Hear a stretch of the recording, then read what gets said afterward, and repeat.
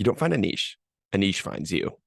This is the Yokum Strength Podcast with me, your host, Austin Yokum. And on this episode of the podcast, we have the legendary Stefan Crainic. Stefan is an interdisciplinary movement educator where he works on the edge of balancing the science and art of sports performance together for a holistic movement practice. And today he covers just how he does that, why rhythm, bouncing, and dance can be so important for team sport athletes, and how to go about creating an alive movement session. This was an awesome podcast with an even better dude, and I hope you guys get as much out of it as I did. Thank you guys for listening. Keep chopping wood. Before we hit the intro music, I wanted to introduce to you guys the Yokum Strength Insider. The Yokum Strength Insider is our online training platform that takes all of the ideas that we talk about on this podcast and implements them into a program that is available to you at the touch of your fingers. Our goal with the Yokum Strength Insider is to create better movers, to level up your life, and to move forward from where you are. We do this in a holistic fashion.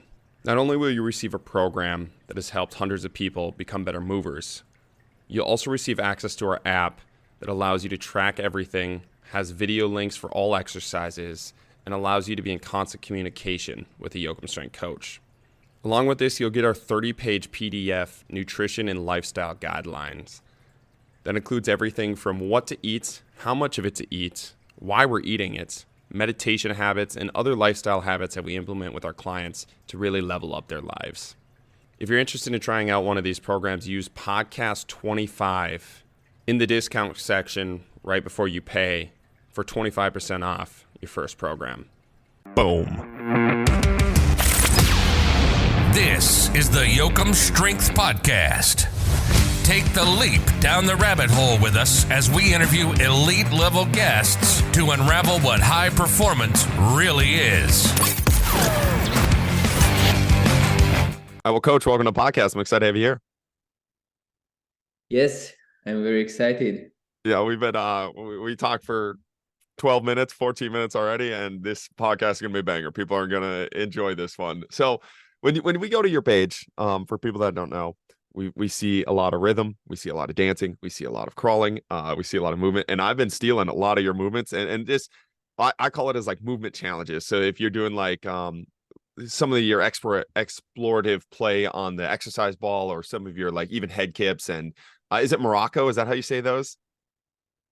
Morocco? Yeah. No, there is no macaco. Or Macaco. Yeah. So we've been trying to do those, macaco. and just a bunch of movement Okay, inspiration nice. there. And my athletes love the stuff. My athletes have been super like enjoying the movement challenges that you've been doing, just because it makes us look silly, like we're not super great at it. But one of the things that I love about your post, it's like use this as inspiration and like try to apply it to the way that you see movement and the way that you move. And I just really enjoy that lens to look through movement, and the lens that you look through training through. And I'm always interested in how coaches like yourself, or practitioners or guiders of movements like yourself, got to the point in which you got to where like you see movement in the lens that you see movement, rather than the traditional lens of, like we were talking about before we started the recording, of bigger, faster, stronger, using movement as punishment, like grind more. Like, how did you get to the point in which you see movement in this more artistic, more of a feminine kind of style of training that I feel like is missing in our overmasculated like grind mindset of exercise we've created, especially in America and obviously everywhere else in the world? Yeah, well, it's a very broad kind of question, right? It's like how I ended up to see movement like this. It's a kind of a life journey, but I would say like the most, like the tipping point was when I discovered fighting monkey practice.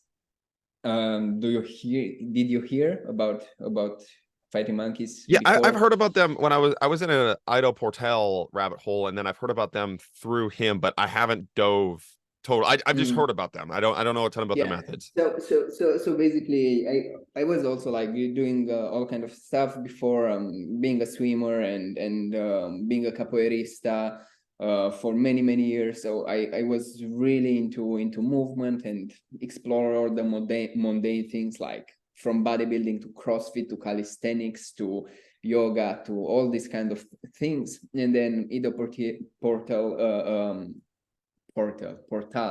or how do you pronounce his name? Anyway, he appeared in the picture, and I was a little bit like kind of open my eyes at that point, and with the knowledge I had at that point, and it just was appealing for me at this stage in my life. So I started a little bit like opening my practice and trying all kinds of stuff and trying contemporary dance, but really just by myself, like not taking any class. I was just observing things, looking at YouTube at performances and trying them myself. And then the next step was, at some point I stopped completely from practicing anything. Like for 1 year, I didn't move anymore. And it was a hard year in college. And when I came back, it was Corona, when I started again to move. And everyone was like starting to create these online courses and have live classes. So from there, from Romania, where I was kind of stuck in my bubble, right? Because when you are studying medicine, you are like very focused on that, and it's kind of, it's a lot, right? So most of your attention is there, and you don't have like time to make money, to be able to travel to, and things like this. And suddenly, like all these dance classes and these amazing teachers were teaching online. So I could finally learn with them. So I don't know how. I think I was listening to a podcast. I heard Joseph Furcek talking, which is the founder. Joseph and Linda are the founders of Fighting Monkeys, and I heard him talking. It was very interesting. And then I Googled them, find them, and I started practicing with them online. So this was the most eye-opening thing, and this is when I said, okay, fuck, I quit med school, and this is what I want to do. So yeah, this is like in a nutshell how I ended up. What was the turning point in my life, and something that a big shift.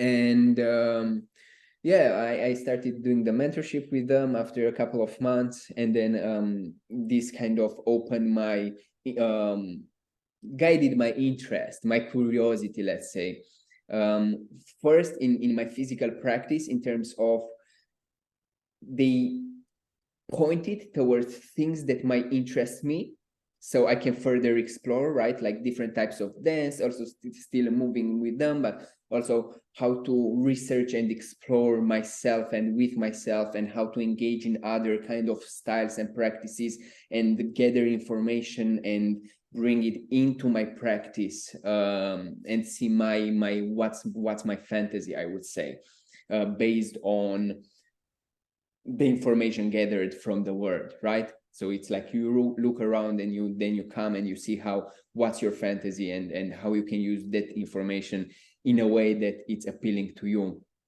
So this is how I ended up researching in system dynamics, constraint-led approach, ecological approach to learning, and so on and so forth, which right now is at the foundation of my practice and of my research. Basically, the principles in an ecological and constraint-led approach are at the base of my practice. But the way I am seeing things, and how they differ from, let's say, the more mundane or more performance environment, it's that I'm not interested necessarily in becoming at excelling at one specific sport, at one particular in a one particular field, right? So then my attention, it's not narrowed towards a very specific place of the movement space.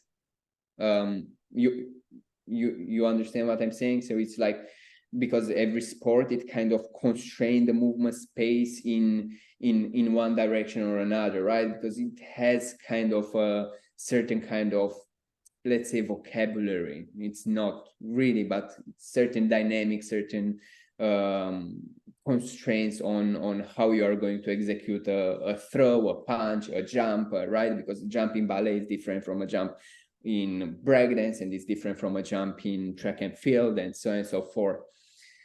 So for me, it's not interesting necessarily to become really good at a very specific narrow area of this space, but I kind of see, I kind of wander around every not every sport, but multiple sports and arts that interest me, and then seeing how can I create the capacity to be creative and show intelligence and vitality over as many movement categories as possible. So this is the direction in which Fighting Monkeys, with the research and constraint-led approach and ecological approach, kind of brought me.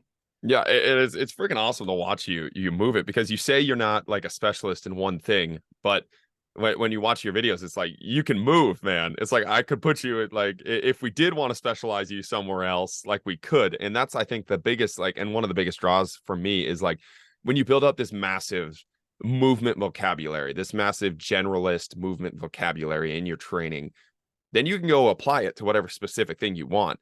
But what we do in American sports specifically, like really bad, is we specialize them in like instantly. Even like 5 years old, they're specialized in something, and they have no big background. So it's like either you make it or you don't. Most likely you're not going to, because you can't apply it, and then you can't apply it to any of these other fields. And that's something I really try to do in our gym, in our sports performance center, in our movement practice, is try to give these athletes that exposure to as many different movement problems, I call them, or the movement tools, giving them a movement tool that they can then apply to their sport. And I think there's so much value there in just the different ways that they feel their body's moving. And especially when they're competing against somebody that only knows how to move within a certain vocabulary of movement. Like they only throw in a certain way, they only run in a certain way, they can only tackle in a certain way, whatever it is. When you allow them to explore these different ways, and it's not that I create different ways to tackle, I create different ways to throw, any of that. It's just you put them in environments in which they're allowed to, and then they bring these things into their specific funnel of their sport. And it's crazy how intelligent these athletes are movement wise. Like they do things, you look at them like, do you just realize what you did? Like that was incredible. Like that was amazing. Yeah. And in our traditional practice, in our traditional, where we specialize so fast, like these athletes never get that exposure to play around, to learn, to use any of this, to even build up any generalist background to apply into their specialized field. Yeah, definitely. And that also like kind of leads to a lot of burnouts and wear and tear injuries and so on and so forth, right? It's like it's not really the most efficient way of engaging in physical activities.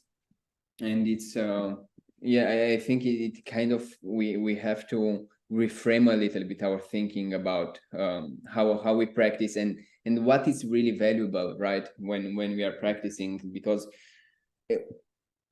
we have to see the athletes as human beings in front of us, right? Not like machines that we want to put the right, I don't know, software in them, and you put the right oil and they will do the best, right? It's like, no, they are human beings, so you want them to have a broader, first of all, you want them to become better problem solvers, as you said, right? Because if you can solve properly problems, then, well, you are going to do great in life, probably. I mean, life, it's a continuous series of problems in which you are engaging, and you have to figure them out. So I think that's extremely important. Put the athletes in different contexts, right? And obviously, if they are interested in performing in a specific sport, then the problems, maybe they should be mostly more specific to that sport. So rolling over the head, it's not going to make you the best, I don't know,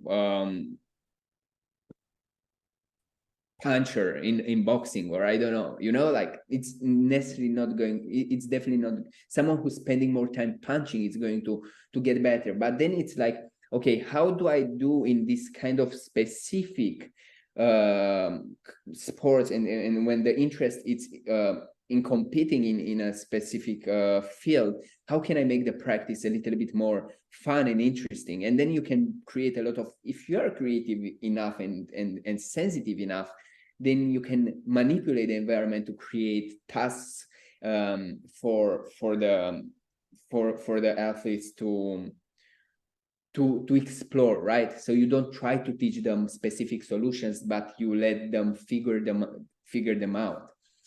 But then you can take it even a step further and you say, okay, the athlete as athlete, he wants to specialize in one specific sport, but he's still going to be a human being operating in a world in which he will be more than happy to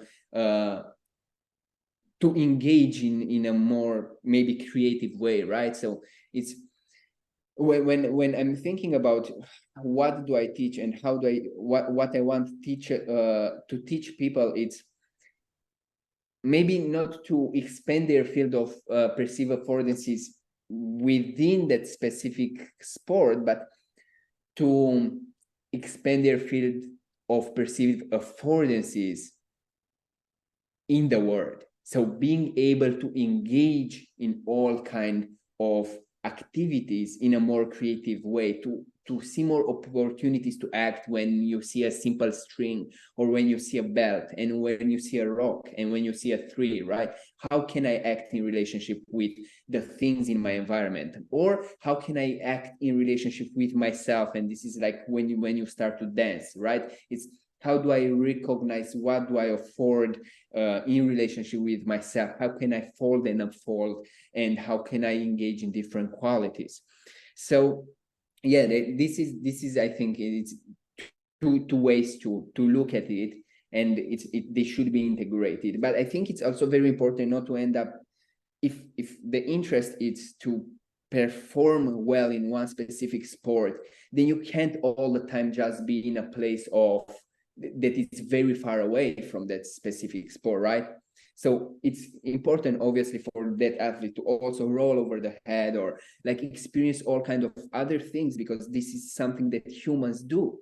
But it's also important to create tasks and constraints for that specific field and sport that they want to engage. But still, it can be fun. It can be interesting. It can be creative.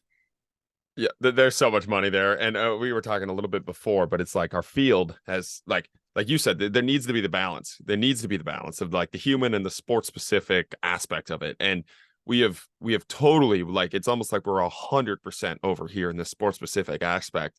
And it's like, if you just shift, it's again, like, you don't want to spend all your time over here. Like then again, like, you don't want to spend all your time over here if your goal is if you have some sort of task. If you're just a general pop person and you're not playing sports, you for sure can. We have a lot of athletes like that, like just human athletes that enjoy that aspect of it. They enjoy being generalist all over. I mean, yeah, definitely. Yeah, and if you have and if you are not specific, then this is where you should spend most of the time. Yes, and they love it too. And that we can talk about the general population that we work with too, but drawing them even just a little, like, again, it's not that you need to throw everything out over here. You just need to bring a little bit, bring them a little bit closer to that human aspect. And one of the really cool things that I enjoyed that you said there is like you're creating more creative people.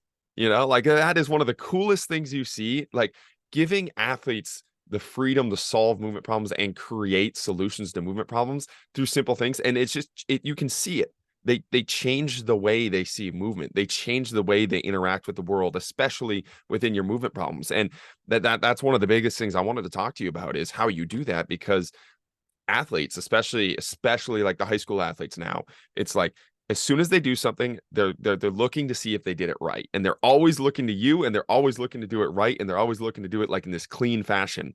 And one of the best thing, like one of my favorite things, one of the favorite things about my gym is like when they stop looking to me, because like I've trained them, like, stop, like, did it feel good? Like, what was the solution there? What was the result? How did it feel? Like, what did we explore there? What did we create there? And just looking around and interacting with your environment in a way that's way more creative, rather than looking to your coach to see, did I do it right? Yes or no? Or just for the other thing, it's like, a lot of times I'll give athletes like even something as simple as like, you have to get over this box in a different way every single time. So every single time you go over the box, it has to be a different way. And athletes that are not freed in this sense are gonna they always, well, like how do you want me to do it? Like, do you want me jumping 2 foot? Do you want me jumping one? Do you want me to use an, like, you do it however you want, like however, but there's so many athletes are like they constrain themselves, or the coaches have kind of constrained them within themselves of like they need a solution before they go try a solution. And I'm always like, I would be interested in hearing, like, how do you build that out in your practice to allow athletes to express and become creative movement problem solvers rather than looking for this answer, or rather looking for the answer to be given to them. Yeah, well, first of all, it's not easy, right? Because it's like so many people come from a perfect practice kind of approach, right? So they need to know how it should be done, and they need to know what's the purpose of this pattern or of this movement specifically. And sure, you can find a lot of purposes for each pattern and each movement and each task. But I think it's the way you manipulate language mostly. So how do you talk with them? It's going to allow them to explore a lot. Now, this is one aspect, and of how do you what ideas do you put out there in order for them to understand that it's a space where we are going to kind of explore together. It's not I'm going to give you the answers. It's like, let's ask better questions together. And in order to do that, I use different analogies, right? It's like, it could be or different simple stories. It could be something that, imagine you ended up on an island, right? You end up on an island and you're just by yourself. So what would you do? The first thing that you would do? Well, you have to start to walk around. You have to start to explore it and to figure it out, right? So let's imagine that we are in a space and we are on an island, and we are trying to find our ways around it and find what's on this island, right? So let's figure things out together. So it's very simple, like very very simple things, but they seem simple, but you are kind of seducing them into a place of, okay, let's start this journey together. And okay, so you open this kind of story, and then you present them like a lot of games. You present them a lot of situations, and maybe you demonstrate one task. So I put some sticks on the ground, right? I put 5 sticks on the ground, and I show I say, okay, we move inside and outside the space. Inside the space, it's the space that it's constrained by the sticks, and outside of the space of the sticks would be outside the space. So, or imagine a circle. Inside the circle is inside the space, and outside the circle is outside the space. And you're always moving in and out the space with one leg leading all the time. Okay, it's very confusing when you just put it in words and you can demonstrate it physically. But let's say it's this game, and then I start to demonstrate, and I say, okay, so this is my interpretation of the game, but this is not the only possible interpretation. So based on what you already know, it's how would you solve this problem? And then you will start to see them engaging in kind of a playful exploration of the game. Some will try to mimic me, but some maybe more experienced, who had different experiences with something as footwork, they will start to use that what they know to solve the specific problem. But then you can pair them, right? You pair them together, and they will see, and then you make them switch all the time. So you don't keep the same pair all the time. And they will see that, whoa, there are different solutions that different people found for this game, right? So they start to see, oh, okay, that there is a lot of things going on in here. And yeah, so suddenly you have a lot of variability in the space, and they see that exploration is possible. And then if they didn't figure out the game, it's not a problem, right? Because also you talk with them and you tell them, guys, it's like self-organization, it's not going to happen right away, right? It's like you need to engage in with the constraints, with the same constraints for a while, and as well you need to engage in a cycle of perception and action, repetitive kind of cycle, right? So it's perception, action, perception, action, perception, action, so on and so forth. You don't just perceive and act and it's going to work. It should be like you are using the information as you are playing with the task. You are using the information to adjust your movements, right? You're using the online information to adjust your movements. And this is how the structure is going to understand the constraints and the information is going to organize to the specific task. So you tell them, guys, it's not the end of the world if you don't get it. Look, there is a lot of variability already in the space, right? So you created all this context in which they see each other playing, they see different solutions to the same problem, and then you change the game. And then they will be maybe successful in another, because the games are so varied, you know, like it could be something based on footwork, something more fast, something more gentle, in which you just manipulate the head, something about tenderness, something about listening, something about competitiveness, something combative, something more towards that. So there is space for everything. Everyone will have something that they can use, and they can also feel competent, and they will say, oh, okay, I'm able to be creative in that game, but I'm not able to be creative in that other game. Like I feel stuck. So then also I recognize in what direction I can move in my practice. I saw the missing information, I would say. Yeah, that's freaking awesome. When you were talking about the different solutions, and like how one athlete, one client, one human animal will have a solution to the problem and the other won't, and then they can use that as inspiration. That is one of my favorite things about my gym. Is when I started, I was just an American football coach, and all I had was American football guys together, and it was like big team. And then I started to branch out with our gym, and we'd bring in like a softball girl or like a gymnastics girl, and then maybe like a sprinter. And one of the coolest things I started to pick up on is they all, like when you're all in the same sport, you all kind of see the world and interact with the world through a very similar lens. And you bring in somebody that just interacts with in it just a little bit, how much that can expand their view of the world through movement. And I was seeing, we'd bring in these girls that had a huge gymnastics background and weren't very big. They could do like back bends and flip overs and stuff like that. And these big football guys who used to say all those things were impossible, they would look at stuff on your page and be like, that's impossible, I can never do that. They would see these girls do it and they'd be like, oh my God, it's possible. I'm seeing it right in front of my eyes. I can go solve these movements in this way.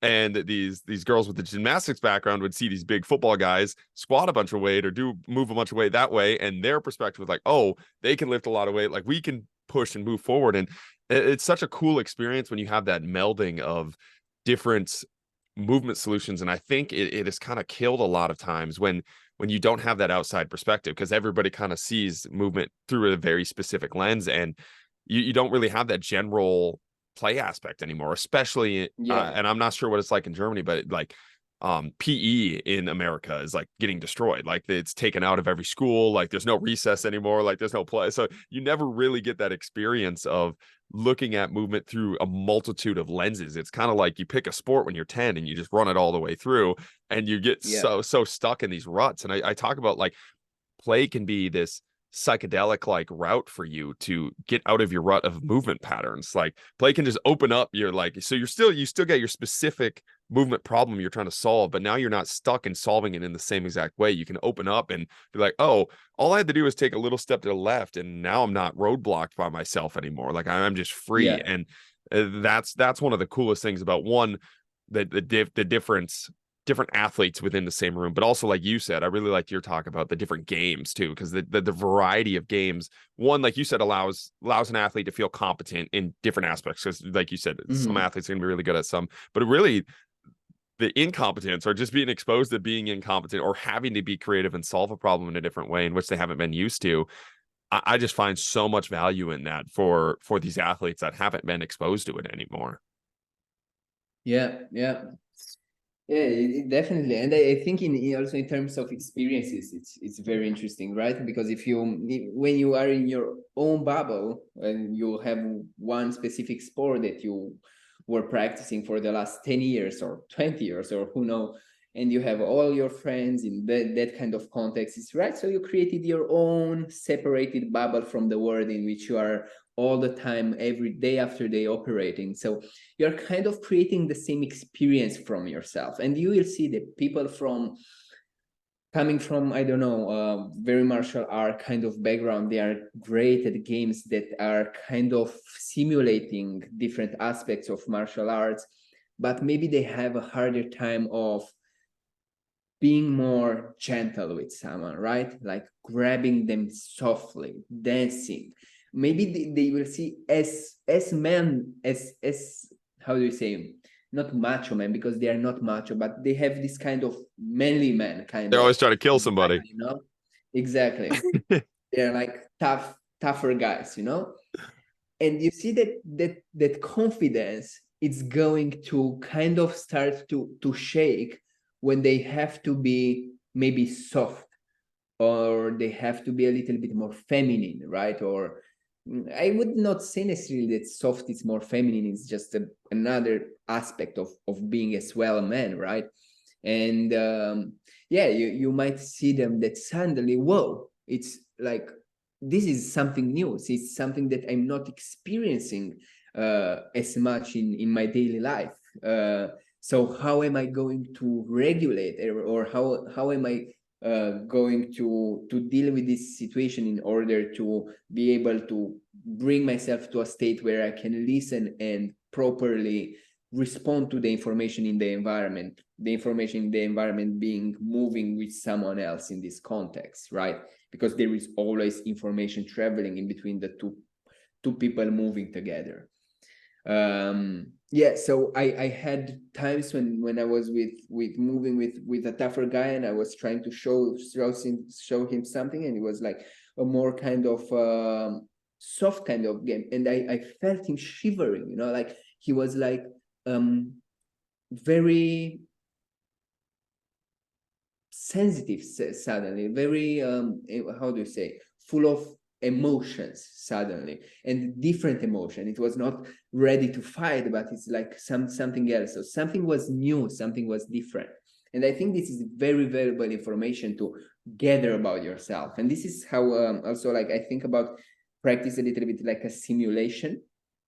It's a simulation because it's a little bit separated from life, right? Because you're engaging all this kind of combative or more kind of dance oriented games, and the consequences are not real, right? Because it's a game. They're like, the intensity of the consequences are lower, but the information gathered, it's extremely valuable, and it's going to transfer over all kinds of fields in your life.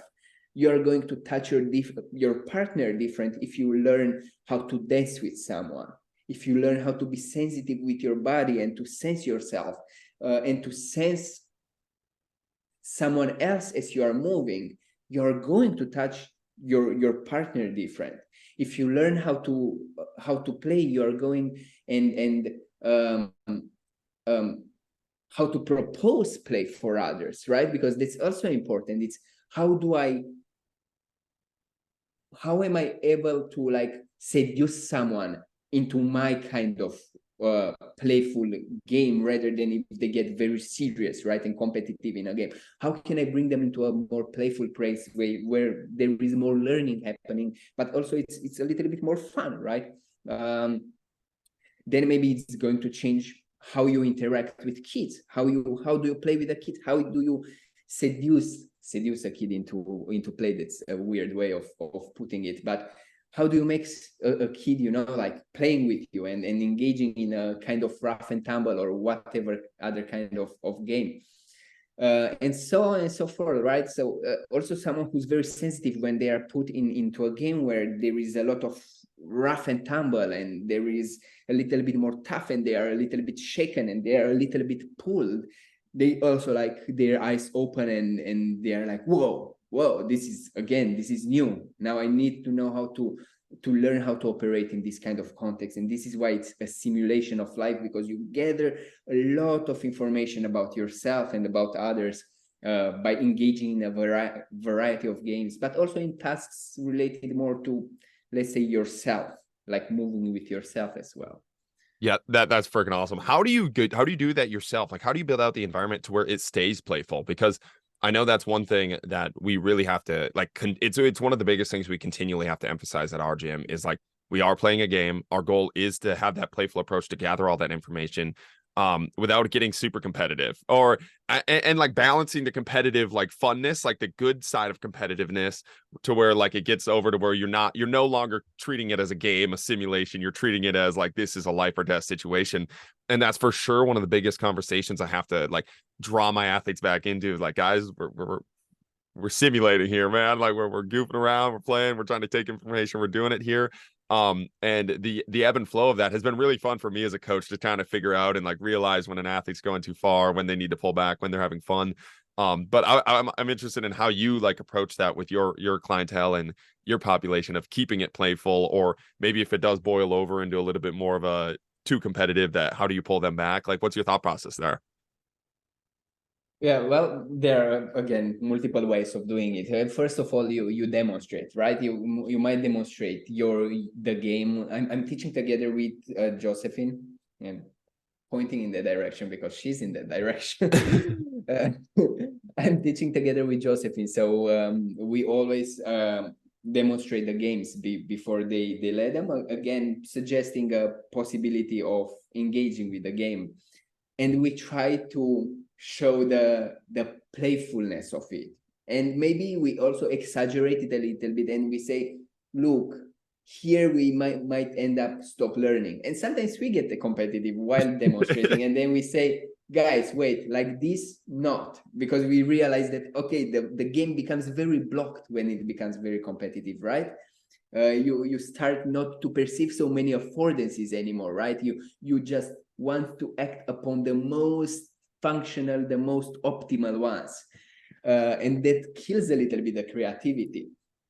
Sometimes you just want to like explore not the most optimal way of engaging in the game, right?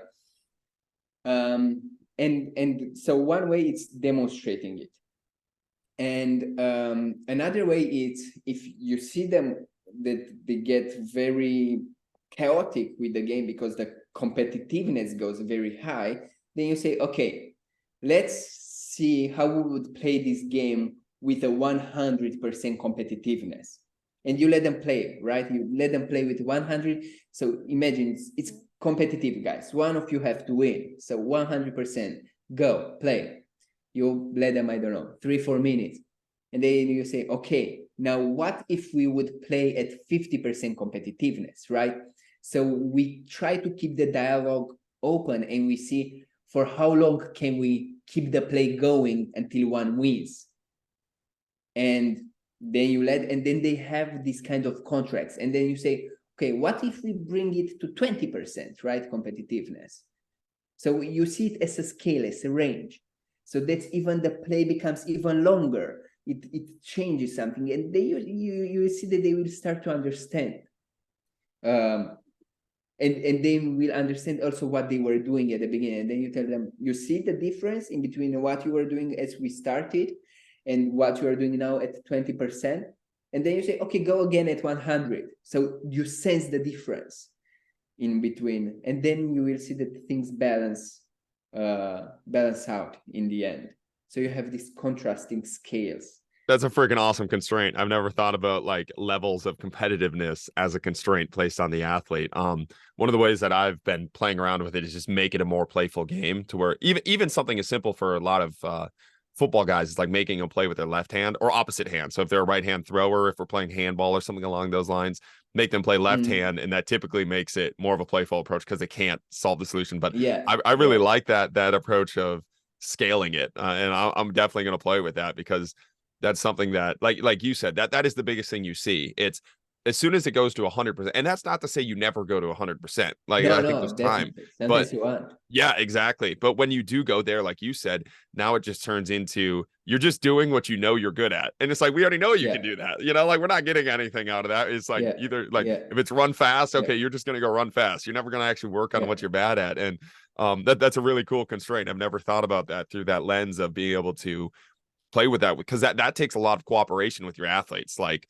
one between the coach athlete relationship, but also the athlete relationship, the trust that the other athlete is also going to sit at a 50% intensity scale with you and play the game with you. And I really like the how much you could do there, like how much art you can kind of create there with those athletes, and how much dialogue that's going to open up between the athletes too. Because I think that's one of the coolest things. It's like that's going to get the athletes talking to each other of like, hey, dude, you're going at 100% intensity. We talked about going 50, or we're doing yeah, at 50 yeah, and you're playing at 20. I think you can do a lot of really cool things there. yeah, yeah, definitely. Also, you can like provoke the athletes and tell them like, if you see the other one going 100%, how can you bring them into your game of 50%? How would you act in that context in order to allow them to observe that they start to get too intense, let's say? Yeah. And there are strategies, there are ways, and then these are many ways of doing this. You do them with your body. It's like body language, it's facial expression, it's how you touch, it's like what gestures you do. And then they will see, they will maybe possibly they will catch themselves as they get very triggered and intense in the game. Well, and again, that like learning how to do that and interact with your teammates in that lens too is going to give you so much more than learning how to just run faster or lift more weights. Like if you're just thinking like, okay, what can you as a movement practitioner, as you as a movement guider, what can you give your athletes? Like giving them the ability to work on some of those soft skills is so much more important than just the other stuff. And that's not to say you never do the bigger, faster, stronger stuff, but we already do so much of that like that happens. Like they're going to get physically fit. They're doing physical activities. That's like, that's the thing that bugs me. It's like, that's the very bare minimum of your job. Like they're getting physical activity with you. Of course, they're going to get more physically fit. Like they're going to get those. What else can you work on? And stuff that you're mentioning there is just like, it's just not talked about at all in most of the traditional strength conditioning field. And I feel like we just kind of do our bare minimum job and act like we should get a gold star for doing that. It's like, what else can you build out in an environment with your athletes to actually give them? And that's not, if you don't even want to go woo woo, you don't even want to go like life skills. You can just go like, how important is that in a game to like look at your teammate and be able to calm them down, or like talk to your teammate when he's too fired up in a game in and of itself. So if you don't even want to go woo woo and take it all the way out there into the life world, which I think it's silly not to go there, but I know we have coaches that like if we try to like talk to them about that, they get too far out there. But even just in the game sense, like how important is that? Like that, those are always the best leaders, and that's what you want to create as a movement coach, is like really good leaders and responders of movement problems, and being able to have the ability to calm your teammates down or amp them up, or just understand where they're at on that competitive scale when they're playing, or where they're at emotionally. I think is beyond powerful, and something like you said we can definitely work on. I've seen it like that. That's the thing. I've seen all these things worked on and being able to be developed, especially like the creativity aspect. Like you can make athletes more creative, 1,000,000%. I've seen it from day 1 to day 4,000,000. Like you can see it's totally doable. And a lot of people just they don't look at these soft skills, or they don't think because you can't measure them in an Excel sheet that they're not trainable. It's like I see it trainable every single day. It's definitely trainable. Yeah, it is. And I think it's like also it's going to make them better athletes overall, because they will want to go to practice, right? They will be excited about practice. So it's like create the environment for the athletes to feel competent, autonomy, and relatedness, right? So you feed the 3 psychological needs, and then you also put playfulness and exploration in that context, and then they will fall in love with it. That's it. And when they fall in love with it, they will become great. It's that they will not feel like I have to be there, and they will be like, I can't wait to wake up the next day so I can go to, like it's the end of the day and you go in bed and you're like, tomorrow I want to wake up and just start the day and go and engage in my practice. And I think this is what is going to make an athlete really good, right? Sure, you can get also very good, but fucked up psychologically as well, right? So it's that's also very important to take in consideration, as I think, as a coach, as a trainer, as someone who's working with people in general, right?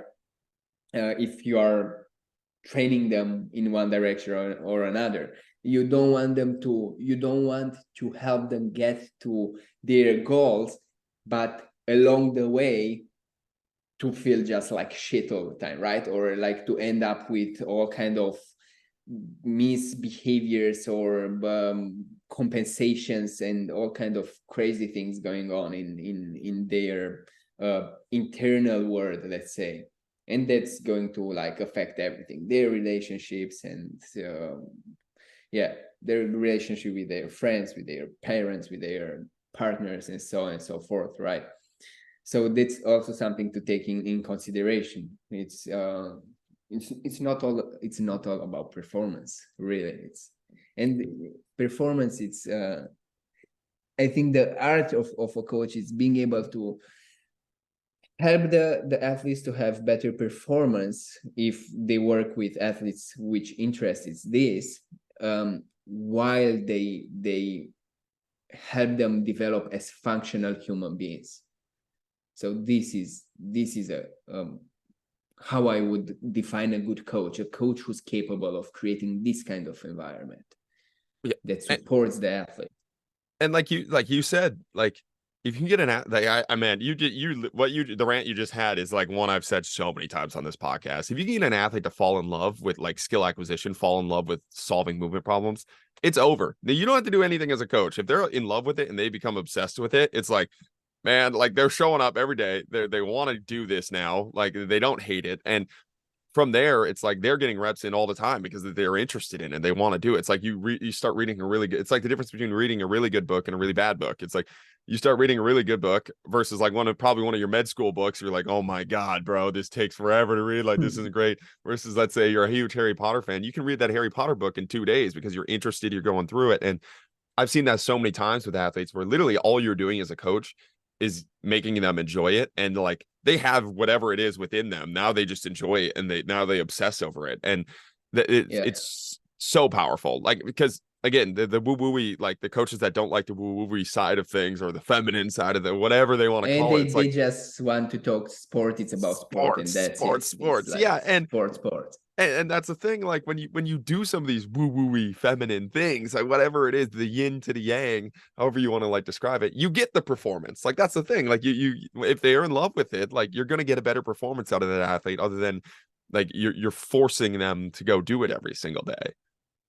Yeah, man, we are complex animals. Like you can't treat a human as he's one thing, right? Like this guy is an athlete and he's going to be there, so I'm just going to treat him as his whole life is just sport and this is all that matters. It's you do that and you screwed him up. Yeah, definitely. One of the things you mentioned before, you talked about how when you're adding in these variety of movements, injuries go down. And one of the other things that you do a lot of is like soft acrobatics and the improvisation with athletes. But I'm interested in your approach to why, when you add in this variation, why when you add in this component of softness, in this component of rhythm, just different varieties of movement for these athletes, why do you think that helps with injury? Like what's kind of your thought process there with adding in some of these movement options for your athletes, for your clients, for your population? Yeah, well, mostly you're like helping them to calibrate, right, their action capacities to their movements to their action capacities. So for example, if I teach acrobatics and I have a protocol that I'm going to apply to everyone, and I define very specifically macaque, what the macaque is and how it should look like and how it should be performed, and I'm teaching it this way, well, everyone will have their previous injuries, right? They will have their constraints and their intrinsic dynamics will be very different based on their history of development, right? And also their action capacities will be very different, and their anatomy will be very different. Very similar, but still very different. So that's going to influence a lot what's going to work for them within the context of a macaco. Macaco is, you know, that movement that you jump over the hand that you said that you tried with your athletes. That's going to change profoundly what is going to work for one and what's going to work for someone else. Now, what I see a lot is like people trying to prescribe different kind of protocols and different set of movements that you have to do them in order to get a macaco. And I think that's well, it's not going to work that well. Firstly, it's because they break up the skill somehow in different beats, and they think that that beat is going to somehow be relevant to the skill. But I see a lot that, for example, there is this kind of jerking your hips up in order to learn to, because when you do a macaco, you will need to open your chest and your hips and bring them over your hand. But that's very differently. The information is so different from when you actually have to transfer your weight over your head, over your hand, instead of just jerking your hips up and falling down. Like the sensory information is very different. It's not going to help you that much, right? So you have all this kind of crazy one by one step at a time to get the movement. And I see that it doesn't work. And when it works, sure, it works. Like after 1 year, like every fucking single human being will like get that fucking macaco, right? It's not your method, it's the time who solved the problem.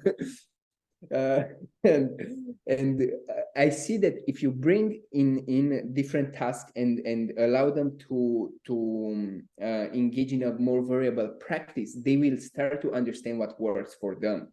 And also I define, for example, the movement not as a specific pattern, but again as a space. And a space, in the space there are multiple possible solutions, so you need to find the solution that works for you. And how you do that, you can just do it through exploration. I'm here to guide your exploration by creating different constraints, and that can be jumping over a belt, or I have different movements that might replicate somehow macaco, in which you are kicking a boxing sack from down. It's called chapéu de coro from capoeira. Anyway, like there are different ways of engaging in whole movement, complex patterns and exploration that will allow them to gather information and understand their structure in order for them to get. And I encourage them again to explore that pattern. And it's very different how you express yourself. I don't try to make them get it. I try to make them figure it out. Mm-hmm. That's very different, right? They don't get it. I don't care you to get it today. I care for you to explore it and start to understand better whatever it's going to take in order for you to be able to perform the movement while you are keeping the integrity of your structure. So you might not be able to do it like me. You might have to do it lower, more on diagonal, one arm down, two arms down, like faster, slower. See what works for you. And then I start to manipulate different constraints and try to make it very small. Try to make it, make yourself as a ball. Try to open your legs. Try to make land on one leg on both legs. Like differential learning, let's say. You bring it into the pocket. I mean, differential learning and constraint-led approach kind of like are hard to separate them somehow. So you make them do them from different positions again, you make them explore it. And this is when the injuries are not going to happen so often, because you don't make them push through something that doesn't work from them, because this is how you think that it's going to work, what's going to work. You make them explore and understand. So this is one way in which the variability is going to help them in the learning process to maybe avoid injuries. Now, it's not going to be, this is the way you will never get injured ever again. Like this is not real, right? It might happen, but the chances are smaller. or at least they are not because of a stupid way of practicing, rather because of the chaos and perturbations that are appearing in your structure as you're engaging in acrobatics and you were not able, or fatigue, or whatever was. You broke up yesterday with your girlfriend and you're really suffering today. So different things that's going to affect your performance and your learning process in the day. And then over a long period of time, what I'm seeing and now I'm referring to acrobatics because it's a field where it's a little bit, the risk for injury is quite high. But what I see is that in acrobatics, those who engage over long periods of time in exploration rather than sequence learning or perfect practice approach, and sequence learning is very much related to perfect practice approach because they try to put 3-4 movements and they drill them over and over again until they get that sequence. Firstly, I see them being more creative. They don't need to prepare to perform the movement from a specific position, or it's very unpredictable. You can't read what they are going to do next very often, these artists and these dancers. And the second thing is they get less injured because they learned how to constantly adjust their movements to the perturbations and the noise that is arising in the structure from all the sharp and maybe jerky and the noise, the jerky movements that appear in an acrobatic kind of situation, and the noise and so on and so forth. Or a bad start, or like you didn't start as you are used to. Well, if you are not used to starting a certain way, then any way you start is going to be okay for you, because you will know how to sense yourself and adjust based on the online information in that specific situation. So this is where I think variability will come into picture in terms of helping them in injury prevention, I would say. Yeah, that's so good. You were talking about having them figure it out rather than like solving it for them. And that's one of the things like I realized is like athletes will give you what you value. Like if you value just getting that skill done, if you value just squatting a lot of weight or just sprinting in a straight line, like they will run their heads through a wall to get there. Like they use, like you said, like they'll spend their whole year going and doing that. But is that making them a better adaptable human athlete, And most of the time not. Whereas where I view it as like, we want them to learn that skill eventually. We want them to squat a lot of weight. We want them to sprint fast. We want them to jump high. We want them to be like developed. But when you do it generally, like you said, when you're not starting from one spot and driving into a certain spot, they can do these things holistically. And you can do like one of the things I talk about in like the meathead world is like squatting. It's like, I want their squat to go up without them touching a squat for 12 weeks. Like that's when I know they're getting strong, rather than just running their heads through the wall to like give me what I feel like they want out of me. And there's so much there when you're getting the athlete to do all these things, because then they're really like developing holistically. Like they're developing their skills broadly rather than through a window, but they're still developing them. Like we're still making progress on a squat. They're still being able to do these acrobatic skills. They're still being able to sprint faster, but now you're just not running them through a brick wall. Whereas again, all the athlete does, all the person, again, they're coming to you as an athlete, as a client, because they trust you. So they're going to listen to what you say, and they're going to want your approval. They're going to want you to kind of guide them in a sense. So when you do value fast progress through this straight line, they're going to try and give it to you as fast as possible. And like you said, they'll even if it doesn't feel good, they'll try to do a skill in a certain way because like, and my coach said to do that, or my back doesn't feel good and I probably shouldn't squat a lot of weight today, but my coach said I need to PR today. A lot of these things, whereas you could do it in such a better way, in such a holistic way, from not starting from a certain point. And then you have an athlete that's just totally like you said, they can start from any position. And that's such a good way to put it, because that's all of athletics. Like in any environment, can I place you in any environment and you can solve that movement problem your way? Do you have that figured out your way, rather than if this perfect situation happens at this perfect time, I know you can do it. Like, I know you can sprint in a straight line. I know you can do a certain skill, but 99.99% of the time, you're not put in that perfect situation, in that perfect starting spot. And you're going to have to, have to solve that problem in a different way.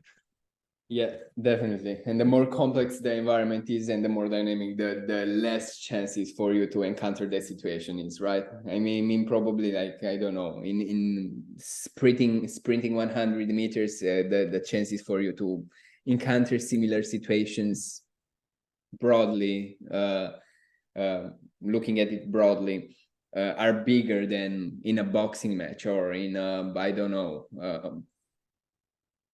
football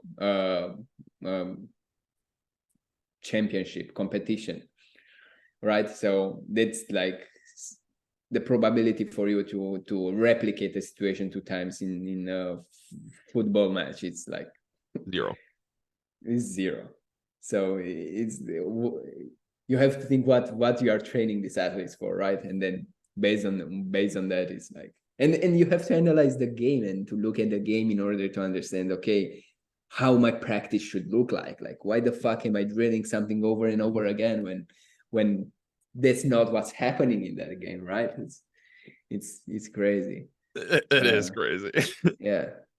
And then it's the same thing. Also in dancing, it's very similar, right? Like, people want to like dance freely, but then they get so obsessed with one movement. Like, you go to a dancing class, I'm always like, if I go to a class to like gather new information, because this is always when I engage in some sport, I think I'm going to gather information. So when I'm going to a dance class, I'm like going at the end of the room. I'm like the last one in the room, and everyone, like, the teacher is proposing something, and everyone is like trying to repeat this as the teacher. And I'm just like looking, I'm taking a look at what the hell he's doing, and then I like closing my eyes, and I'm trying not to look at others, and I'm trying to find my own rhythm to understand. And I'm like stumbling upon myself a little bit, but then I have it. And if I go out of that class the next day, I have it, I know it, I can practice it by myself. I don't need a teacher over and over again to show me the same thing 1,000 times. And that's also very, very, I think, very interesting way of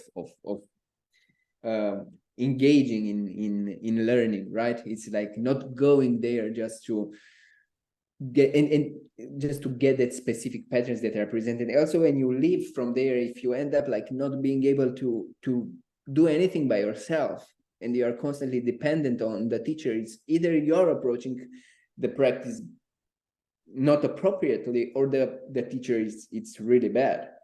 Because if I want the people who are training with me, it's not to need me anymore as soon as possible, right? Because then it means that they understood the how to practice and how to learn. And if they want to come again to keep the conversation going and to just keep the communication going, then great. But it's not. They should not be dependent, right? They should not end up depending on the coach. Well, and that you bring up a really good point too, is like, I think a lot of coaches like being depended on too, like, and I think that's where a lot of our like selling a lot of poison is. Like, we want the money, we want to feel needed. So then we create students that need us, like our whole practice is around, we don't want them to like solve the problem you solve, because we need them to come back. We need us to have that specific answer. And that's where I see it get really gross. It's like, you're not doing that for that athlete. You're not doing that for that client. You're doing that for yourself, because you want to have the magic hands. You want to have the magic voice. Yes. You want to make a lot of money, like you said. And it's like, yes. And that's the silly thing too, is because when you set up the practice in the way that you're talking about it, when the athletes come because they want to come, not because they have to, they always come back because they want to be there. It's not like they just disappear. It's like they enjoy your presence, and you can still get a lot out of a movement teacher in the way that you're talking about it, because you're still communicating and working on things and pushing ideas back and forth. And it is like a dance of movement going back and forth. Exactly. But yeah, it's such a weird way that, and then like it's bad because coaches like virtue signal that way. It's like, I'm a good coach. I'm doing it for my athletes. And like, that's why my practices are neat. And that's why I do all my drills. And that's why it's clean. And look at their it's like, yeah, but they can't do it without you. And you know, they can't do it without you. And that's why you enjoy Yeah, that yeah, process. yeah. They're more interested in self-maintenance than in actually teaching the people something valuable. And it's funny that like, and you tend to think that it's not really like this common, like the coaches are well intended and they want to teach, but then it's like, like even some advertisement, I don't Yeah. know how exactly pop up on my Instagram, and I don't know how it ended up on my Instagram, but it was something with a coach training other coaches, and he was explaining how to make the client dependent on them. Yes. So I was like, this is like, I can't believe it. It's like insane. It's the opposite it should be, right? How harmful is that? I will send Yeah. you a clip that was sent. I made a post on a clip that was sent to me off something. I bet it's the same advertisement, but I'll send it to you where it was the same Did thing. you Like, send? Maybe I saw it on your page, and it's just my memory is like putting because things bro, together now. the dude said, I could not believe this was real. The dude said something like, you need to make the client think you are Jesus Christ and that they need. Yeah. It's on Yes. I your was like, page. Your page. oh, it So I was saw it. so bad, but it was a real Yeah. advertisement. The guy wasn't Yeah. joking. It was like, Yeah. that was Yeah. what he was Yeah. teaching. I was like, that is insane. That is so insane that Yeah. somebody has the like audacity to say that to Yeah. somebody. And I remember this was like also my capoeira teacher was talking about this back in the time. He was telling that you have to make the client like to want you, like, because otherwise you don't have clients. It was like, man, that's not the way. It's If you such a are good, scarcity people will mindset. keep coming, like you don't have to hold them Yeah, you prisoners. don't need. Yeah, exactly. It's so bad. Okay. Last thing I want to talk to you about before we go. I'll let you off here. American football world is notorious for being like big meathead, muscle bound type guys. Like everything is masculine. That's how they solve all their problems. I had Joel Smith on the podcast, and he was really talking about a lot of um feminine type movements, vibrational type movements, elastic type movements, shakes, bounces, things where it's not necessarily muscle bound, but it's like you're free. And I see your page. I see you doing a lot of that on your page. Can you kind of talk about the importance of that, especially for like a muscle bound athlete, one of those guys that are like somebody like me, where it's like I solve all my problems through like grit, like the importance to performance, that having that rhythm to your body, that bounce to your body, that I'm trying to think. I'm blanking on how the elasticity that Joel Smith talks about in his sprint training. And Joel Smith talks about how he's gotten a lot of people really fast by just allowing them to relax and doing some of this bouncing, doing some of this shaking, and doing some of these vibrational type movements. So I'd like to hear your thought process on why that is important performance wise. Yeah. Well, it's yeah, there are multiple reasons for which would be beneficial for them to engage in such a practice. So first of all, you can think in terms of fascia, right? In fascial system. So you want to train the fascia by engaging in whole body movements, and you want to train the elasticity of the fascia. And how do you do this? You train it by bouncing and by doing elastic kind of recoil kind of movements, right? You smash medicine ball in the wall. Well, that's one way of doing it, but you can also bounce on your feet and play with different kind of qualities into your structure. But for this, often you need a model that's able kind of to show you a little bit the behavior in order for you to have an idea of how to engage in it. So that's also important for the coaches to learn themselves how to do this kind of practices and movements, so they can propose them to the athletes. So developing a healthy elastic fascial system would be one reason for engaging this kind of movements, right? You want to nourish the fascia by engaging in whole body movement and stretching and squeezing it and so on and so forth. But then you have like something that it's missing a lot, I think, from sports. It's very present in dancing kind of environments, but in other kind of environments it's missing. It's body awareness. is simply put, it's sensing yourself, right? It's how do you experience existing in a body, right? It's like, how do you experience yourself, you could say, because I don't like to make this like, how do you experience your body, because I think at my body as being myself, but whatever. So how do you experience your body? How do you sense yourself? And this is where this kind of whole body motions are coming into place, doing different simple patterns, so that they are not necessarily very complex, especially at the beginning. It's slow, and then playing with the awareness, almost like traveling with the awareness through your body. And this is something that you can guide by asking questions, right? It's like, how do you sense your head? So you do a movement, right? You do a wave, and you say, how do you sense the relationship in between the head and the pelvis, right? Or imagine you have an elastic string in between the head and the pelvis, and how would that affect the relationship in between the two?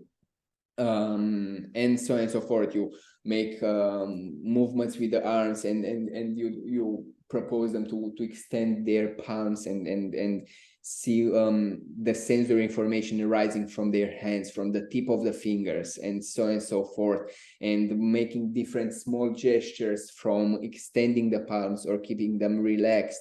How is that going to affect the experience of having a hand, you could say, right? So you make them start to sense themselves, and I think that's important for multiple reasons.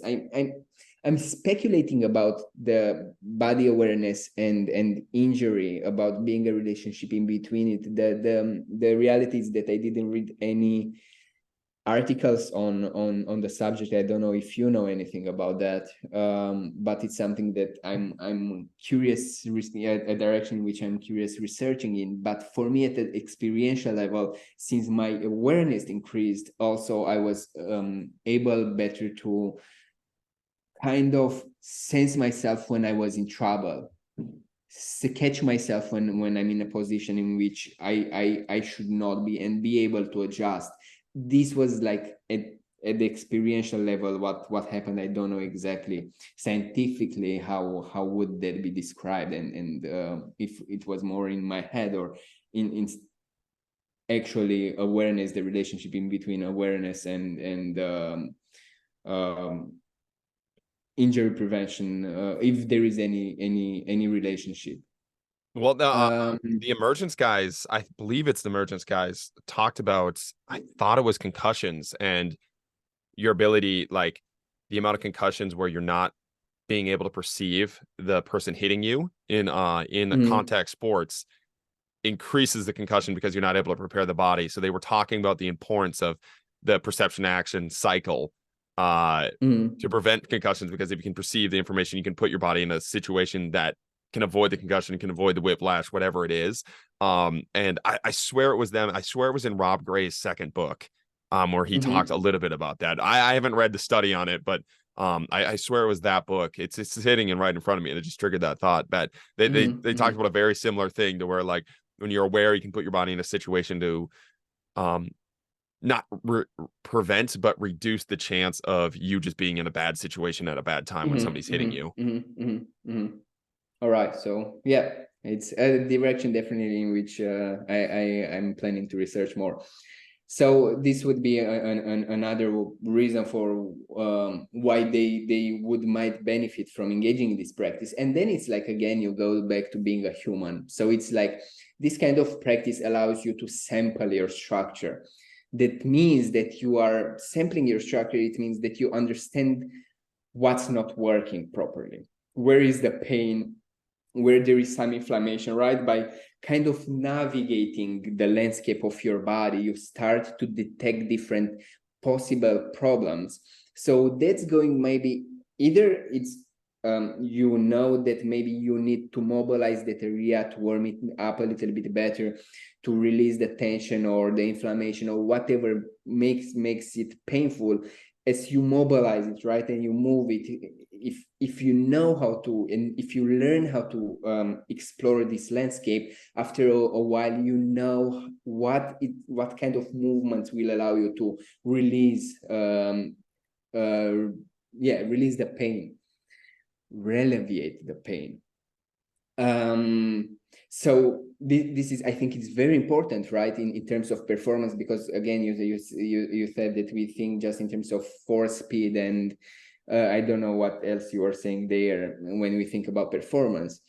But I think, again, like bringing a little bit of sensitivity and awareness into the picture would be highly beneficial, because if you know how to deal with pain, then that's going to, again, allow you to, over long periods of time, to engage in practice and maybe avoid some possible injuries, because you saw, okay, the knee doesn't feel right today, right? So you mobilize it and you see there is some inflammation. There might be dangerous today to go in some kind of motions that will put more stress there, right? So it's going by sampling your structure. First of all, you can start to mobilize and address the issues in order to release the pain. Second, it's going to be an exclamation point, right? An alert that maybe don't go today in the direction, do something else, address something else in your practice, and don't abuse that. Don't abuse that area, don't abuse that joint. And another thing is, you are able to see how your previous practice affected your structure. So what did I do the last days or the last weeks that I am having this pain, right? And maybe you start to mobilize and do this kind of movements, and you mobilize your joints, and you observe that all the time the right hip in your inguinal zone, it's hurting. So that's going to clearly show you that there is something going on in your practice, or there is some kind of lack in that area, or excess in terms of going too much on that side, or overusing that side, or who knows what, that you might have to again address together with your coach if you don't know how to do it by yourself as an athlete. And then there is, again, one more thing, being a human. So just sensing yourself. How do you sense your body as you are walking? How do you sense your body when you are interacting with someone? I'm saying this after I gesticulate like a crazy human being for 1 hour. Well, Coach, we just ripped an hour 30. That was freaking awesome. This podcast, This podcast banged. This was good. Thank you for being on. Yeah, thank you for having me here, man. Thank you guys for listening. Keep chopping wood. Thank you for listening. Join us next week as we dive down another rabbit hole. If you enjoyed the show, don't forget to like, subscribe, and leave a 5-star rating. Follow us on Instagram at Austin Yokum to stay updated on future podcast guests. Keep chopping wood.